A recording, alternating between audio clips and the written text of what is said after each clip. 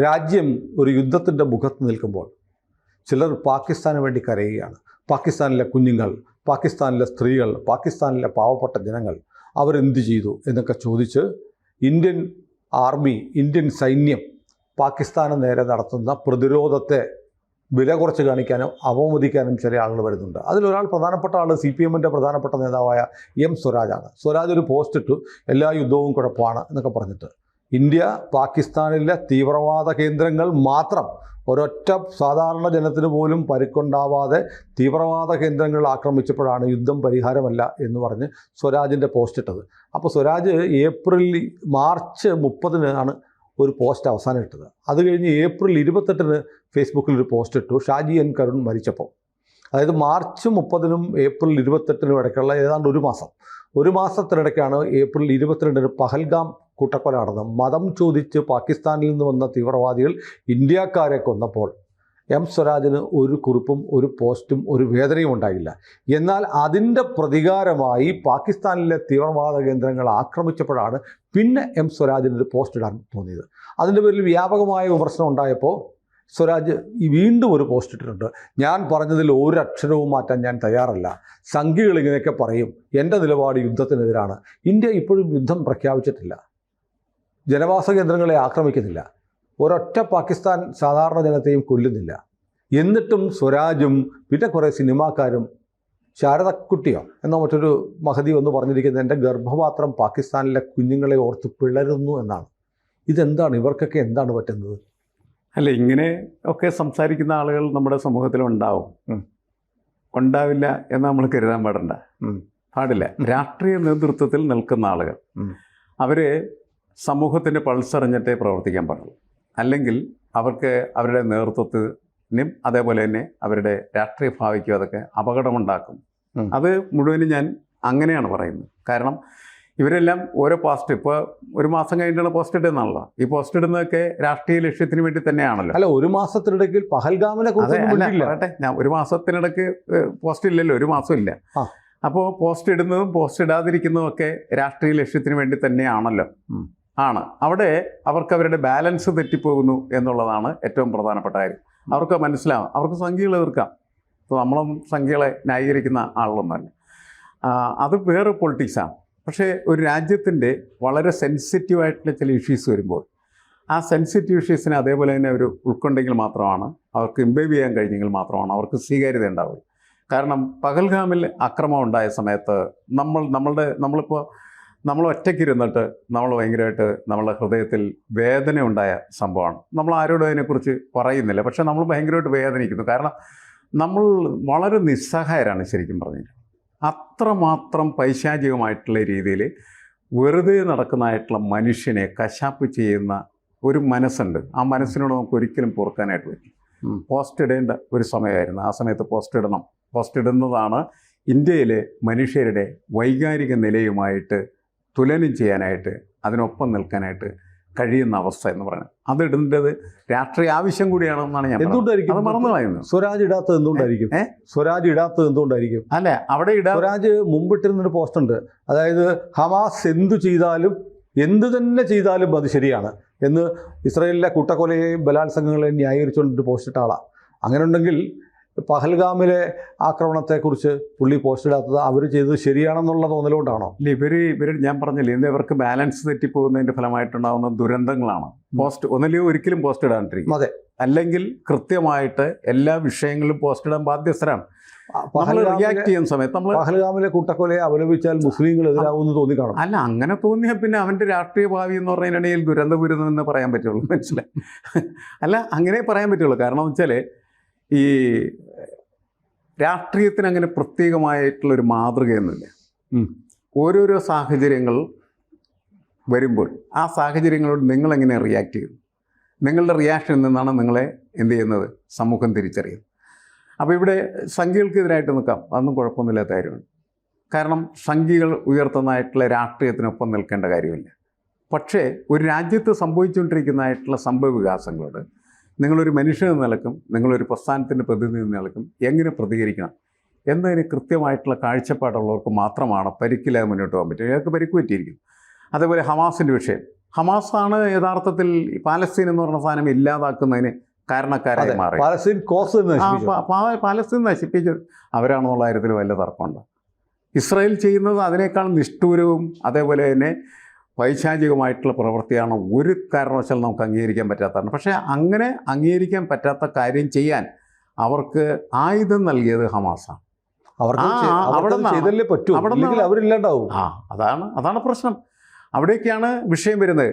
അതിനെയൊക്കെയാണ് നമ്മൾ അതിശക്തമായിട്ട് എതിർക്കുക. എല്ലാത്തിനും നമ്മൾ എതിർക്കേണ്ടി വരും. കാരണം എല്ലാം തെറ്റായിട്ടുള്ള ഏത് പ്രവണതകളെയും എതിർക്കുന്ന സമയത്ത് മാത്രമാണ് നമ്മൾ ഒറ്റപ്പെട്ടാൽ പോലും നമ്മുടെ ശരിയെന്ന് പറയുന്നത് പിന്നീട് തെളിയിക്കാനായിട്ട് നമുക്ക് കഴിയുള്ളൂ. പക്ഷേ ഇവിടെ സംഭവിക്കുന്നൊരു പ്രശ്നം, ഇപ്പോൾ നമ്മളുടെ രാജ്യം നേരിട്ടുകൊണ്ടിരിക്കുന്ന പ്രശ്നത്തിൽ നമ്മളുടെ വേദന എന്ന് പറയുന്നത്, നമ്മൾ ഭരണാധികാരിയാണെങ്കിൽ എന്ത് ചെയ്യും? നമ്മൾ ഭരണാധികാരിയാണ്. ഇപ്പം ഞാൻ അങ്ങനത്തെ ഒരു പൊസിഷനാണെന്ന് പറഞ്ഞാൽ ഞാൻ അവരെ തീർച്ചയായിട്ടും ശരിപ്പെടുത്തും, ഇല്ലാതായിരിക്കും, തുടച്ചു മാറ്റും. അങ്ങനെ തുടച്ചു മാറ്റേണ്ടതാണ്. തുടച്ചു മാറ്റുന്ന സമയത്ത് ഭരണാധികാരികളെ സംബന്ധിച്ചിടത്തോളം പ്രശ്നം, അവർക്ക് അങ്ങനെ തുടച്ചു മാറ്റുമ്പോൾ അവർ ചെയ്യുന്ന പ്രവൃത്തിയെ ന്യായീകരിക്കാനും കൂടി കഴിയണം എന്ന് മനസ്സിലാക്കിയിട്ടാണ് ഇന്ത്യയിൽ ഈ സംഭവവികാസങ്ങൾ. എനിക്കൊന്ന് സ്വരാജ് അങ്ങനെ ചെയ്യുന്നുള്ളൂ. സ്വരാജിൻ്റെ പാർട്ടി, ദേശാഭിമാനി, അതേപോലെ തന്നെ ഗോവിന്ദ മാസ്റ്റർ ഒക്കെ ഈ യുദ്ധത്തിൽ കേന്ദ്രം എന്ത് നിലപാടാണ് എടുക്കുന്നത് അതിനോട് പൂർണ്ണ പിന്തുണയാണ് എന്ന് പ്രഖ്യാപിക്കുകയും അതിനനുസരിച്ച് പ്രവർത്തിക്കുകയാണ് ചെയ്യുന്നത്. നമുക്ക് യുദ്ധത്തിന് സ്വീകരിക്കേണ്ട കാര്യമൊന്നുമില്ല എന്നുള്ള അഭിപ്രായക്കാരനെ. നമുക്ക് യുദ്ധവിരുദ്ധമായിട്ടുള്ള മനസ്സ് വെക്കാം, അത് നല്ലതുമാണ്. പക്ഷേ ഇവിടുത്തെ പ്രശ്നങ്ങൾ അങ്ങനെയല്ലല്ലോ. വെറുതെ യുദ്ധം ഉണ്ടാക്കുകയല്ല ചെയ്യുന്നത്. നമ്മളുടെ രാജ്യത്തേക്ക് കടന്നു വന്ന് നമ്മളുടെ ടൂറിസ്റ്റുകളെ കശാപ്പ് ചെയ്യുന്നു. അതും ഓരോരുത്തരുടെ മതം നോക്കി, അത് എല്ലാ സ്ത്രീകളും അവിടെ വന്നിരുന്ന ആ സ്ത്രീകളെ മുഴുവനും വിധവകളാക്കി മാറ്റുന്ന പ്രവൃത്തി നടത്തി കഴിഞ്ഞാൽ എന്താണ് നിങ്ങൾ ചെയ്യേണ്ടത്? നിങ്ങൾ തീർച്ചയായിട്ടും അതിന് പ്രതികാരം ചെയ്യണം. ആ പ്രതികാരം ചെയ്യുമ്പോൾ അത് സാധാരണക്കാരുടെ മേലാകരുത് എന്ന നിർബന്ധ ബുദ്ധി ഇന്ത്യൻ ഭരണകൂടം കാണിച്ചിരിക്കുന്നു. അതിൽ ശരിക്കും ഇന്ത്യൻ ഭരണകൂടത്തെ ശ്ലാഘിക്കണം നമ്മൾ. കാരണം എന്ന് വെച്ചാൽ അവിടുത്തെ ഭീകരവാദ കേന്ദ്രങ്ങളാണ് സമ്പൂർണ്ണമായിട്ട് തകർത്തത്. മറ്റിടത്തും ഒന്നും വീഴരുന്നുള്ളൊരു ശ്രദ്ധ കൂടി അതിനകത്തുണ്ടായിരുന്നു. അതിനെ അംഗീകരിക്കുകയാണ് ചെയ്യേണ്ടത്. അതാണ് ശരി. പക്ഷേ യുദ്ധം ചിലപ്പോൾ പിന്നീട് കൈവിട്ട് പോയേക്കാം. ഇതിങ്ങനെ നടന്ന് നമ്മൾ വിചാരിക്കുന്നമായ കാര്യങ്ങൾ നടക്കണമെന്നില്ല. പക്ഷേ എൻ്റെ ഒരു വിലയിരുത്തലിൽ അത് നമ്മളുടെ ഭരണകൂടം ആഗ്രഹിക്കുന്നത് പോലെ നടക്കും എന്നാണ് ഞാൻ കരുതുന്നത്. കാരണം ഇത് ദീർഘകാല യുദ്ധമായിട്ടൊന്നത് മാറാനൊന്നും പോകുന്നില്ല. സ്വരാജ് ഈ ദേശാഭിമാനി ദിനപത്രത്തിൻ്റെ ചീഫ് എഡിറ്ററും കൂടിയാണ്. ദേശാഭിമാനി മുഴുവൻ യുദ്ധം മാത്രമേ ഉള്ളൂ. അതാണ് ശരിയും. ആ യുദ്ധത്തിൽ കാരണം എല്ലാവരുടെ മനസ്സിൽ യുദ്ധമാണുള്ളത്.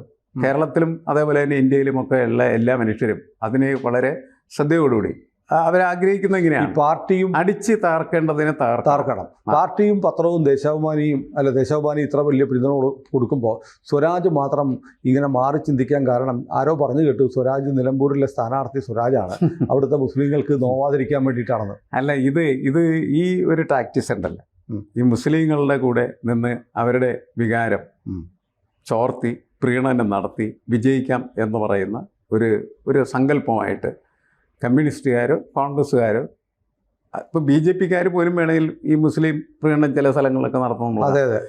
അവർ അതൊക്കെ നിർത്തേണ്ട സമയം കഴിഞ്ഞിരിക്കുകയാണ് എന്ന് ലോകം തെളിയിച്ചുകൊണ്ടിരിക്കുകയാണ് ചെയ്യുന്നത്. ഒരു മതത്തെയും പ്രീണിപ്പിക്കാനായിട്ട് നടക്കുന്നത് ശരിയല്ല.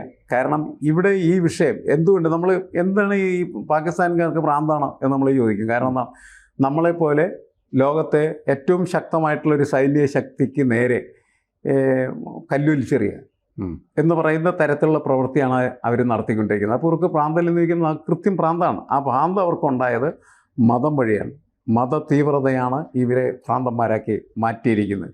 ഇപ്പോൾ എന്താണ് തീവ്രവാദത്തിന് മതമുണ്ടെന്ന് ചോദിച്ചാൽ ഉണ്ടെന്ന് പറയുകയും അത് മുസ്ലിം മതമാണെന്ന് പറയുകയും ചെയ്യുന്ന തരത്തിലേക്ക് ഇവർ സാഹചര്യങ്ങളെ മാറ്റിക്കഴിഞ്ഞിരിക്കുകയല്ലേ ചെയ്യുന്നത്. ഇത് ഏറ്റവും വലിയ അപകടമാണ്. അതുകൊണ്ട് തന്നെ രാഷ്ട്രീയ പാർട്ടികൾ ഒരു കാരണവശാലും ഒരു മതത്തെയും പ്രീണിപ്പിക്കാനായിട്ട് പോകാൻ പാടില്ല എന്നുള്ളതാണ്. അതിൻ്റെ കാലം കഴിഞ്ഞുവെന്ന് അവർ വിശ്വസിക്കണം, അല്ലെങ്കിൽ അവർ തിരിച്ചറിയണം. ആ തിരിച്ചറിയാത്തതിൻ്റെ ഫലമായിട്ടായിരിക്കാം ഈ നിലമ്പൂർ സ്ഥാനാർത്ഥിത്വവും അവിടുത്തെ മുസ്ലിം പ്രീണനമൊക്കെ ചർച്ചയ്ക്ക് വരുന്നത്. ഇതൊന്നും യാഥാർത്ഥ്യമായ കാര്യങ്ങളല്ല. സ്വരാജ് അവിടെ മത്സരിക്കാനും പോകുന്നില്ല എന്ന് തന്നെയാണ് ഞാൻ കരുതുന്നത്. കാരണം എന്തെങ്കിലും തലക്ക് വെളിവ് സ്വരാജിനുണ്ടെങ്കിൽ അവിടെ പോയി മത്സരിക്കാൻ പാടില്ല. കാരണം അവിടെ ഒരിക്കലും ജയിക്കാൻ പോകുന്നില്ല. CPM ഒരിക്കലും ജയിക്കാൻ പോകുന്നില്ല അവിടെ. അപ്പോൾ അത് അറിയാവുന്ന അല്പം രാഷ്ട്രീയം അറിയാവുന്ന ഒരാൾക്ക് മനസ്സിലാവുന്നൊരു കാര്യമാണ്. അതുകൊണ്ട് അതിന് പോയില്ല.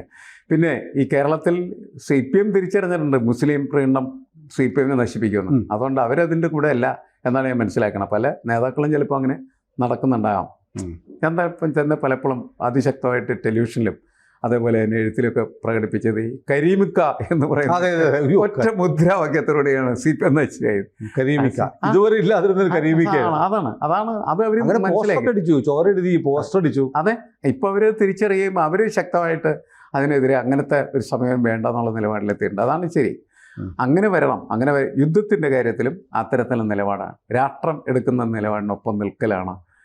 യുദ്ധം ചിലപ്പോൾ പലർക്കും പലതരത്തിലുള്ള ദുരന്തങ്ങൾ ഉണ്ടാക്കിയേക്കും, മനുഷ്യനെ നശിപ്പിച്ചേക്കാം, അതൊക്കെ ശരിയാണ്. പക്ഷേ നമ്മൾ ഈ ഒരു സാഹചര്യത്തിൽ അല്ലെ, ഞാൻ ആലോചിക്കരുത്. പക്ഷേ ബൈക്ക് ഓടിച്ചൊരു മനുഷ്യൻ പോകുന്നു, അയാളെ ഇന്നോവ കൊണ്ട് ഇടിച്ചു വീഴ്ത്തുന്നു, എന്നിട്ട് 51 വെട്ടി കൊല്ലുന്നു. ആ ആളുകൾ, അതിനെ ന്യായീകരിക്കുന്ന ആളുകൾ മാനവികതയെക്കുറിച്ച് പറയുന്നു. അല്ല, അതാണ് അപകടം. അതുതന്നെയാണ് പ്രശ്നം. കാരണം കമ്മ്യൂണിസ്റ്റുകാർ സാധാരണ രീതിയിൽ ഈ ഇങ്ങനെയുള്ള കാര്യങ്ങളിലേക്ക് എടുക്കുന്നത് വളരെ തീക്ഷ്ണമായിട്ടുള്ള നിലപാടാണ്. കൊന്നുകളയുക എന്നുള്ളത് തന്നെയാണല്ലോ എടുക്കുന്നത്. അത് ഇയാളുടെ ഈ എന്താണ് TP ചന്ദ്രശേഖരൻ്റെ കാര്യത്തിൽ മാത്രമല്ല, ഞാൻ ഏത് കാര്യത്തിലാണ് അങ്ങനെ എടുക്കുന്ന ആളുകൾ ഇങ്ങനെ സംസാരിക്കുമ്പോഴാണ് ആളുകൾക്ക് അതിൻ്റെ ഒരു ഡബിൾ സ്പീച്ച് ഉണ്ടല്ലോ, ഹിപ്പോക്രസി, ഇരട്ട സമീപനം, ഇരട്ടത്താപ്പ്, ഇതൊക്കെ എല്ലാവർക്കും തിരിച്ചറിയാം. അങ്ങനെ ഇവരുടെ വിലയും വിശ്വാസ്യതയും ഇവർ നഷ്ടപ്പെടുത്തിക്കൊണ്ടിരിക്കുകയാണ് ചെയ്യുന്നത്. അത് ഒരിക്കലും പാടില്ല എന്നുള്ളതാണ്. രാഷ്ട്രത്തിനൊപ്പം, രാഷ്ട്രത്തിൻ്റെ വികാരത്തിനൊപ്പം നിൽക്കലാണ് സാധാരണ രീതിയിൽ മനുഷ്യനെ ചെയ്യാവുന്ന ഒരു കാര്യം. അതിൽ തെറ്റും പ്രശ്നങ്ങളൊക്കെ ഉണ്ട്. കാരണം യുദ്ധം വന്ന് കുറേ കഴിയുമ്പോൾ കോഷ്വാലിറ്റീസൊക്കെ കൂടി, മരണസംഖ്യയൊക്കെ വർദ്ധിച്ച് കഴിഞ്ഞാൽ ചിലപ്പോൾ നമ്മൾ വെറുക്കും യുദ്ധത്തെ വെറുക്കിൽ മനുഷ്യൻ്റെ ജോലി അതാണ്. പക്ഷേ ഈ ഒരു സാഹചര്യത്തിൽ നമ്മൾ അത്തരം അന്തരീക്ഷങ്ങളിലേക്ക് എത്തിയിട്ടില്ല എന്നുള്ളതാണ്. കുറേ കഴിയുമ്പോൾ നമ്മളും ചിലപ്പോൾ ഇത് നീണ്ട് പോയി കഴിഞ്ഞാൽ നമ്മളും ചിലപ്പോൾ അതിനെയൊക്കെ വെറുക്കും. കാരണം വെച്ചാൽ നമ്മുടെ ജീവിതത്തെ ബാധിക്കാൻ പോകുന്ന ഒരു പ്രശ്നമാണ്. നമ്മളൊന്നും അതിനെ ന്യായീകരിക്കുന്നില്ല. പക്ഷേ ഒരു കുറേ തെമ്മാടികൾ വന്നിട്ട് അക്രമം നടത്തിയാൽ അത് ചോദിക്കാൻ പാടില്ല എന്ന് നമ്മൾ പറയുന്നതിൽ ഒരർത്ഥമില്ല. ചോദിക്കണം, തകർക്കണം, തരിപ്പണമാക്കണം. അതെ, സ്വരാജ് എന്ന് പേരുണ്ടായ പോരാ, സ്വരാജ്യത്തോട് അല്പം ഒരു കൂറും കൂടി വേണം. തീർച്ചയായിട്ടും. കൂടുതൽ വാർത്തകളും വിശേഷങ്ങളും നിങ്ങളിലേക്ക് എത്താൻ ABC മലയാളം സബ്സ്ക്രൈബ് ചെയ്യുക, ബെൽ ബട്ടണും അമർത്തുക.